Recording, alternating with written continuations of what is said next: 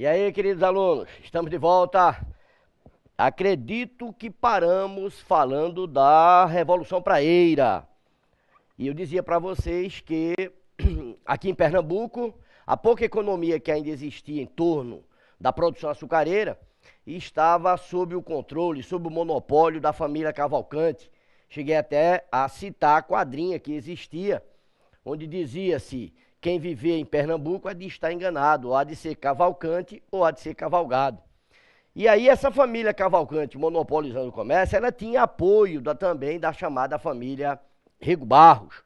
Foi isso aí que eu fiquei dizendo para vocês. A família Rego Barros apoiava a família Cavalcante. Então é importante que a gente comece a entender o sentido social dessa Revolução Praeira. Em primeiro lugar, a gente sabe, a pouca economia estava nas mãos da família Cavalcante. Pouca economia açucareira. Outra coisa, o comércio varejista era monopolizado por portugueses. E a gente tem que entender que esse monopólio do comércio varejista vem desde o início do século XVIII, com a chamada Guerra dos Mascates, que os portugueses aqui recebiam vários apelidos, né? Entre eles, mascates, você tem pé de frieira, você tem pé de chumbo, você tem marinheiro, você tem galego. Esses são os apelidos que os portugueses recebiam. Inclusive, é interessante uma curiosidade, que aqui em Pernambuco, durante os anos que antecedem, né, a chamada Revolução Praeira, existia também uma perseguição aos portugueses, a chamada lusofobia, e dentro dessa lusofobia, dentro dessa aversão a portugueses, né, a gente observa que existia uma quadrinha que eles chamavam de mata-mata marinheiro. O mata-mata marinheiro, a gente, se cair numa prova, né, em vez de quando eu digo isso para o aluno, porque às vezes a banca examinadora pega determinadas quadrinhas que marcam a história e coloca, tá certo, no enunciado da questão. Quando eu falei da revolução chamada Guerra dos Mascates, aí eu citei uma quadrinha que dizia: marinheiro pé de frieira, quem te deu a ousadia de casar com brasileira? Essa quadrinha fazia referência aos portugueses aqui na época da Guerra dos Mascates. Já essa outra quadrinha, Mata-Mata Marinheiro, faz referência também aos portugueses, a esse espírito antilusitano que existia aqui em Pernambuco. Não esquecendo também aquela quadrinha sobre a família Cavalcante: quem viver em Pernambuco há de estar enganado, ou há de ser Cavalcante ou há de ser cavalgado. Então veja bem, ó, essa é a chamada Revolução Praeira. Uma coisa que é interessante, apesar do sentido social da Revolução Praeira, né, cheguei até a dizer a vocês que a gente pode ir sair tranquilamente, pelo amor de Deus. Podemos apontar a Revolução Praeira como um reflexo do socialismo utópico. Não esqueçam disso. Bateu na prova, tá certo? Revolução Praeira, reflexo do socialismo utópico, corretíssimo.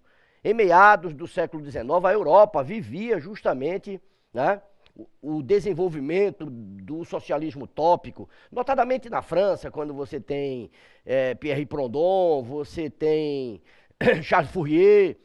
Esses são socialistas utópicos. Saint-Simon são socialistas utópicos. E esse socialismo utópico que está sacudindo a Europa, ele reflete aqui justamente na chamada Revolução Praeira, ok? Entre os líderes da Revolução Praeira, nós podemos destacar Borges da Fonseca, nós podemos destacar Nunes Machado e podemos destacar Pedro Ivo, o grande herói pernambucano. Pedro Ivo. Cuidado com esse herói. Bom, Nunes Machado, por exemplo, a princípio, esse deputado, Nunes Machado, ele não queria, tá certo, a revolta armada. Não, ele era mais de um diálogo diplomático, mas terminou aderindo, tá certo, ao movimento armado, a partir das decisões que foram tomadas lá no jornal que funcionava na Rua da Praia, o jornal Diário Novo. Então, Nunes Machado aderiu ao movimento armado, né? E termina Nunes Machado morrendo ali na Soledade. Ele é baleado ali na Soledade, uma troca de tiros, ele vai até uma janela observar como é que estava o tiroteio, e aí leva um balaço, morre ali na Soledade. Já o outro herói, que é Pedro Ivo, na realidade, depois da morte de Nunes Machado, Pedro Ivo passa a fazer uma guerra de guerrilha pelo interior da Zona da Mata Sul, tá certo? No interior da Zona da Mata Sul. E termina rendendo-se. Olha, a questão de Pedro Ivo tem uns detalhezinhos que eu gostaria que vocês prestassem atenção. Veja, falar de Pedro Ivo é você entender o seguinte: a guerrilha que ele vai fazer no interior é muito forte. E ficava difícil combatê-lo por conta justamente das emboscadas, da guerra de guerrilha. Aí então, ele é orientado a depor as armas, a parar com a guerrilha, certo? Que seria anistiado. Preste bem atenção à chamada, vulgarmente falando, a chamada trairagem, né? Porque Nunes Machado Pedro Ivo vai depor as armas, vai até Salvador, lá ele entrega-se, ok? É a sua rendição. Da Bahia ele vai para o Rio de Janeiro, foi preso, e aí, meu amigo, anistia que é bom, ó, balela. Não houve a anistia, uma mentira curta e grossa, ele continuou preso. Porém, ele consegue, com auxílio de alguns revoltosos ali no Rio de Janeiro, ele consegue fugir da prisão, né? Consegue fugir da prisão e entra clandestinamente em um navio que seguia para a Europa, né? Seguia para a Inglaterra, esse navio, e ele clandestinamente ele viaja para a Europa. Porém, quando esse navio passa por aqui, pelo litoral de Pernambuco, Pedro Ivo morre. Morre provavelmente de tuberculose dentro do navio, clandestinamente, quando viajava para a Europa. Aí o que é que fizeram? Pegaram o corpo de Pedro Ivo e jogaram aqui no mar, no litoral pernambucano. Diz a lenda, né, em termos de brincadeira, que os pernambucanos não se assustem se qualquer dia desses o corpo de Pedro Ivo aparecer aí em uma praia de Pernambuco, pelo grande herói que Pedro Ivo foi para Pernambuco durante a chamada Revolução Praieira. Então assim terminava a Revolução Praieira, tá certo? O governo conseguiu, né, abafar mais um movimento aqui em Pernambuco. E o interessante, a Revolução Praieira, ela é considerada a chamada última revolução do Império. É a última revolução do Império. Afirma-se que depois, né, da Revolução Praieira, o Império entrou num processo, né, de paz e de tranquilidade. Isso aí é só uma forma, tá certo, de avaliar-se o governo de Dom Pedro II. Mas é importante que a gente comece a entender. Se você observar numa prova, né, a afirmação de que após a Revolução Praieira tinha fim as chamadas revoluções do Império, é correto. A Revolução Praieira é considerada a última revolução do Império. Fui claro aí? Pessoal, agora vejam, antes de continuarmos aí com o nosso conteúdo, eu queria esclarecer uma coisa bem simples aqui. É óbvio que o aluno, né, que vem acompanhando as nossas aulas, ele necessita de um material didático, um material de apoio. Não basta somente toda essa discussão que temos aqui, isso é um bate-papo, né? Mas é importante que o aluno tenha um material didático, um material de apoio. Esse material de apoio eu estou preparando.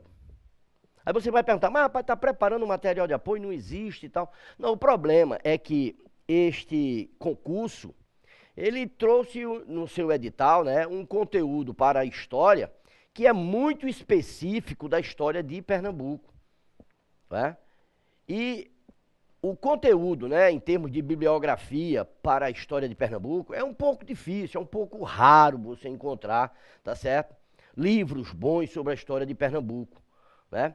Quando nós estudávamos história, de um modo geral, em todos os concursos, independentemente de qual seria o vestibular, trazia-se apenas história do Brasil, né? E esse concurso ele foi muito específico, ele trouxe história de Pernambuco, né?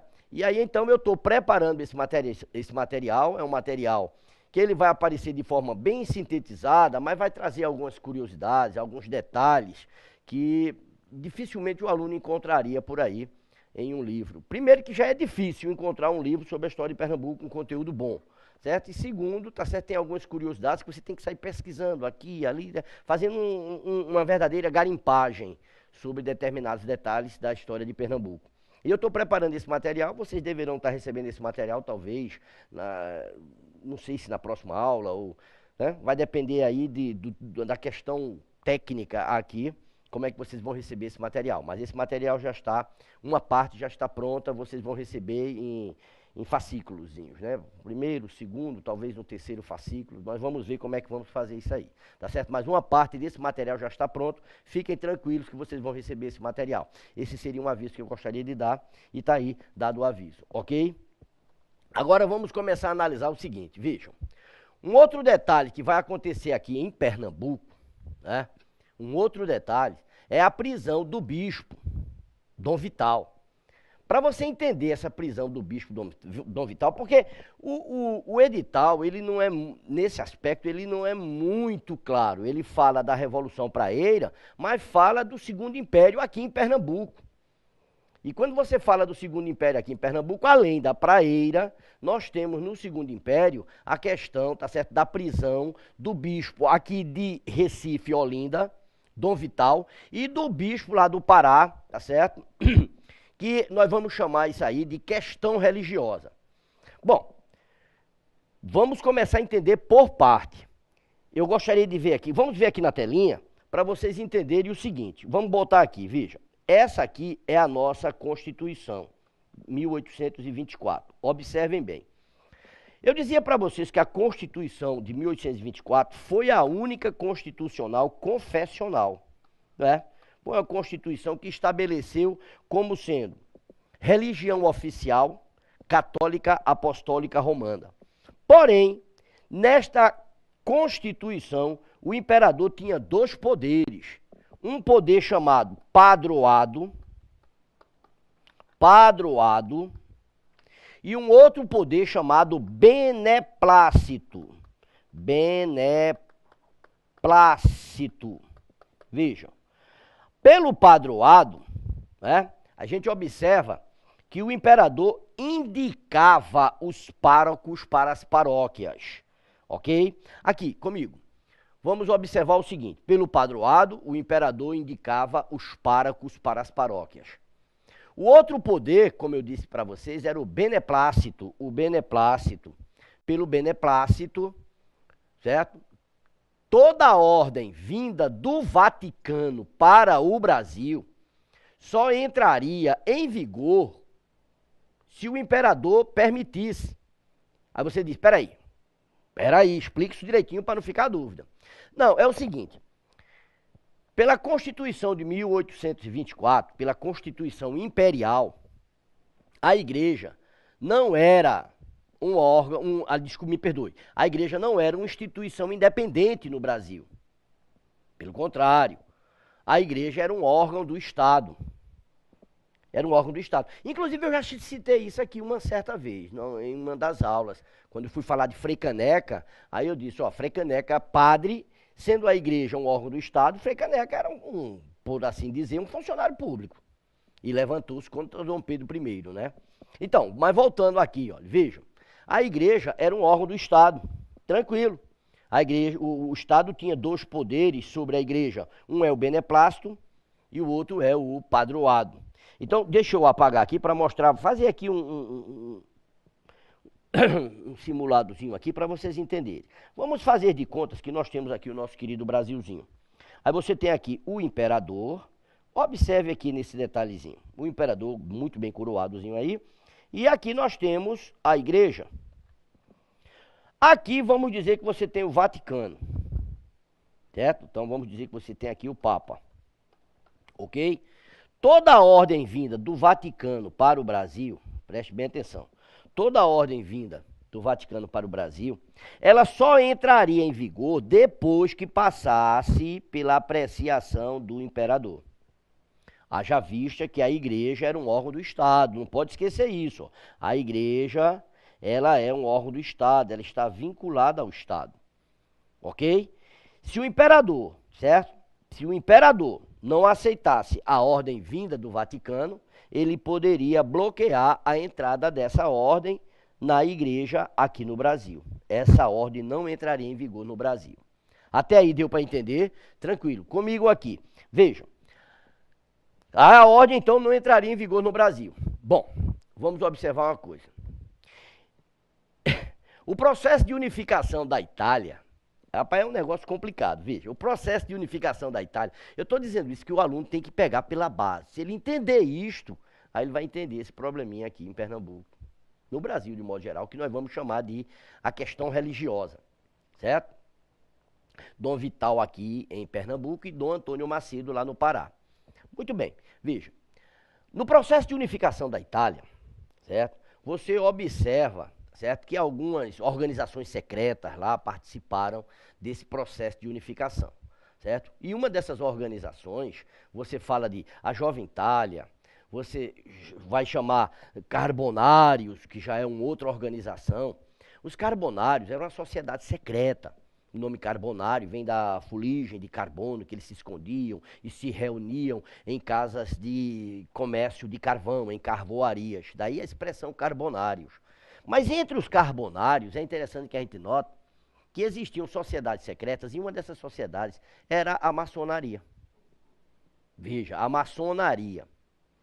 Então, quando você observa o processo de unificação da Itália, a maçonaria participou desse processo de unificação lá na Itália. Ok? Aqui no Brasil, é aí onde está o problema. Aqui no Brasil, certo? Aqui no Brasil, o imperador, por exemplo, era maçom. Muitos membros da maçonaria eram também, logicamente, religiosos, né? E a sociedade católica, de um modo geral, dentro dessa sociedade a gente vê muitos maçons, né? E que eram, inclusive, figuras de destaque, né? Nos cultos dominicais e vai por aí afora. Bom, muito bem. Ocorrendo a unificação lá na Itália, o Papa Pio IX, ele não aceita a unificação. Não aceita. Isso é um problema que vai arrastar-se até o final da Segunda Guerra Mundial. Então, um problema que vai arrastar-se por quase 60 anos. A unificação da Itália acontece em 1870. Veja bem, ó, 1870. Somente em 1829, depois de 59 anos, tá vendo? É que Benito Mussolini assinou com o Papa Pio XI o Tratado de Latrão, certo? Reconhecendo o Estado do Vaticano como um Estado independente dentro do Estado italiano. Mas essa questão, chamada questão religiosa, tá certo? Começa lá em 1870 com o Papa Pio IX, ok? Ele não aceita a unificação, declara-se independente dentro do seu próprio território e tal. E veja bem, como a maçonaria participou do processo de unificação da Itália, é óbvio que Pio IX, é óbvio que o pontífice Pio IX não vai aceitar, tá certo? De bom grado a maçonaria. E assim sendo, ele manda uma bula papal para o Brasil. Observem bem, bula papal é um documento papal. Ele manda uma bula, a chamada bula sílabus. Alguns chamam sílabus. Alguns chamam de bula sílabus, outros chamam de bula sílabus. Eu não sei se houve um probleminha técnico aqui, mas está tudo certo, né? Então, ótimo. Então, vejam, aqui na telinha comigo, vamos dizer, o Papa, veja, o Papa, ele manda a bula sílabus, veja, ou sílabus. O Papa, eu vou botar aqui, é Pio IX, ok? Então ele manda essa bula para o Brasil. Aí você diz, o que é que esse documento papal, essa bula aqui comigo, o que é que essa bula determinava? Essa bula determinava justamente o seguinte: proibia essa relação entre clérigos e a igreja, entre maçons e a igreja. Em outras palavras, proibia, chegava a proibir a relação entre clérigos e maçons. Ora, pelo amor de Deus, voltando para a telinha, você vai ver justamente o seguinte, ó. Lá vem o documento papal para o Brasil. Observe a telinha, lá vem o documento papal para o Brasil, ok? Proibindo a relação entre a igreja e maçons. Proibindo a relação entre clérigos e maçons. Quando essa bula papal chega ao Brasil, aí o imperador vai observar essa bendita bula. E, obviamente, ele não vai aceitar essa determinação do Papa que proibia a relação entre clérigos e maçons. Significa dizer que essa ordem papal não entrará em vigor no Brasil aqui na igreja. Foi claro? Não entrará em vigor. Muito bem. Então, estava proibido, tá certo, a bula sílabus no Brasil. Então, o imperador proíbe a entrada e o vigor dessa determinação papal no Brasil. Acontece que aqui em Pernambuco, Dom Vital, e lá no Pará, Dom Antônio Macedo, que aí no nosso caso aqui específico é Dom Vital, aqui em Pernambuco, ele vai aderir à determinação papal. Significa dizer, ele vai passar por cima da determinação imperial e resolve acatar a determinação papal. E vai punir aqui na sua diocese, ok? Todo e qualquer clérigo que tenha e que mantivesse relação com os maçons. Punindo esses clérigos, né, e punindo de um modo geral, passando por cima da ordem do imperador, o imperador vai fazer uma coisa muito simples. O imperador vai punir os dois bispos por desobediência. Eles serão punidos, né, por 4 anos, tá certo? De cadeia e inclusive de trabalho forçado. Mas isso aí depois vai ser absolvidos e tal, mas eles serão presos. Então aqui em Pernambuco vai acontecer essa questãozinha, tá certo? Com o bispo Dom Vital, que inclusive quando ele foi preso, vestiu aquela toga na realidade de bispo, saiu extremamente caracterizado, tá certo? Lá no Palácio da Soledade, até ser preso e tal. Aí você vai me perguntar, ô Novaes, e o que é que isso tem a ver em termos de história de Pernambuco? Você não pode esquecer que a prisão de um bispo, de uma autoridade clerical, tá certo? É óbvio que vai mexer com a sociedade, levando-se em conta que essa sociedade seja por excelência católica, que é o caso do Brasil e no nosso caso particular, Pernambuco, ok? Então veja bem, ó, é tão interessante essa questão, tá certo?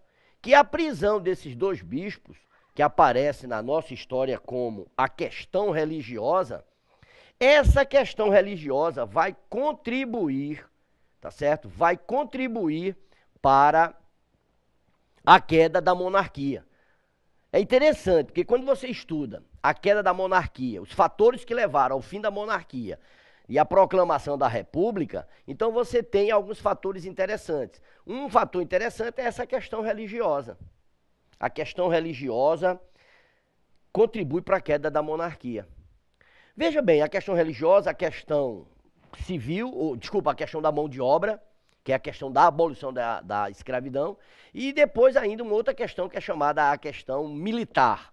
Aqui em Pernambuco, nós vamos observar a questão religiosa.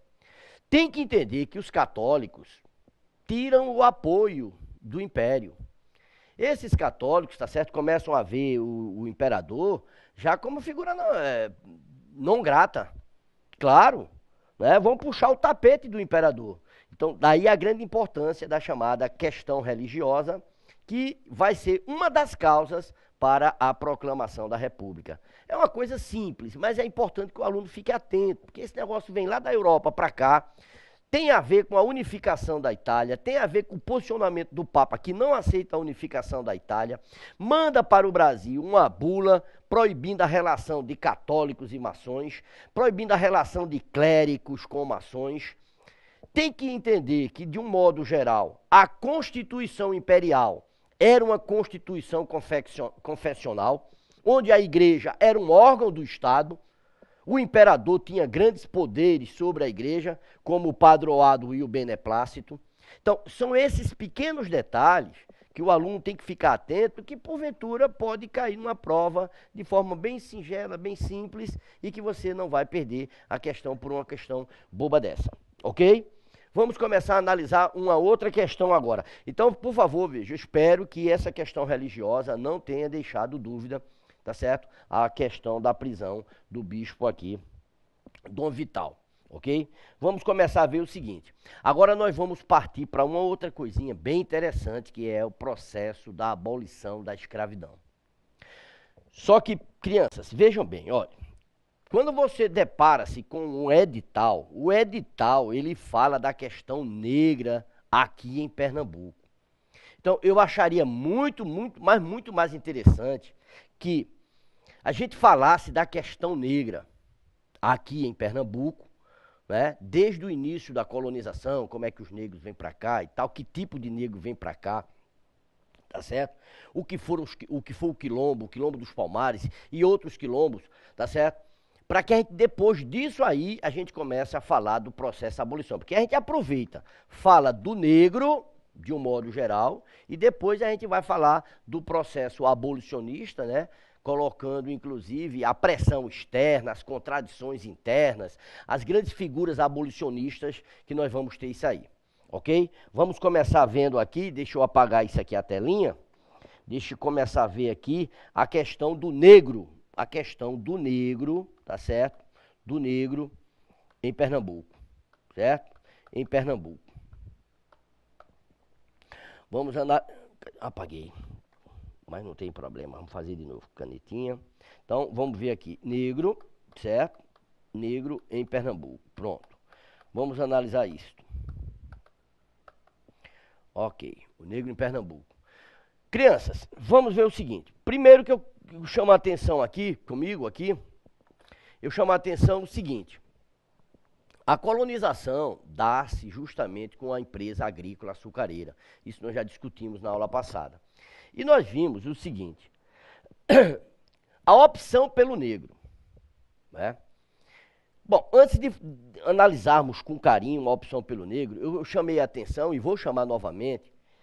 O aluno tem que entender que Portugal, ele não tem excedente populacional.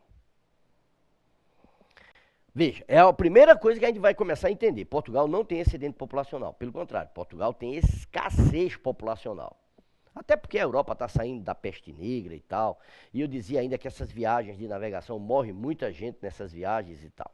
Ok? Então, a escassez populacional.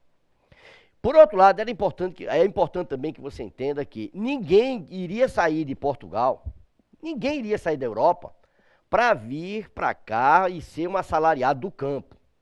Isso aí ninguém ia querer. E o terceiro aspecto que eu acho interessantíssimo é que a colonização com a empresa açucareira, né, na visão mercantil, né, na visão mercantilista, é importante que o aluno entenda que o custo de produção teria que ser baixo. Se você usa uma mão de obra assalariada, o custo de produção seria altíssimo. Então, se a ideia era popularizar o açúcar na Europa, barateando, certo? Tirando o açúcar da condição de ser um produto raro e, consequentemente, caro, ora, o custo de produção aqui teria que ser baixíssimo. E o custo de produção só seria baixo se a mão de obra usada fosse a mão de obra escrava. Bom, essa é a primeira coisa que o aluno vai ter que entender. Agora nós vamos partir, tá certo, para a questão negra. Tem que entender isso com bastante carinho, até porque a gente sempre diz aí, olha, a gente sempre diz para o aluno, rapaz, olha, essa questão negra, hoje no Brasil, é muito discutido. A gente para começar a analisar, para pensar, e a gente começa uma pergunta, o que é ser negro no Brasil hoje? Certo? Então, quando você começa a observar com bastante carinho, você começa a ver, tá certo, os movimentos, né?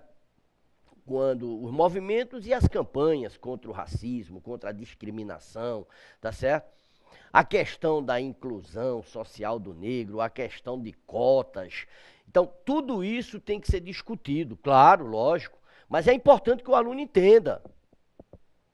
Para você compreender essa questão do racismo, da exclusão, tá certo? E toda essa luta para pôr fim a esse racismo e a inclusão do negro na sociedade, você tem que partir de uma coisa. A base do processo colonizador foi o negro. E aí, rapaz, a gente vai ter que resgatar esse verdadeiro valor do negro na história. E no nosso caso, Pernambuco, tá certo? Está relacionada à questão açucareira. Eu vou fazer o seguinte, eu vou dar um pequeno intervalo, volto já, e aí a gente começa falando da questão negra aqui em Pernambuco. Um abraço, volto já.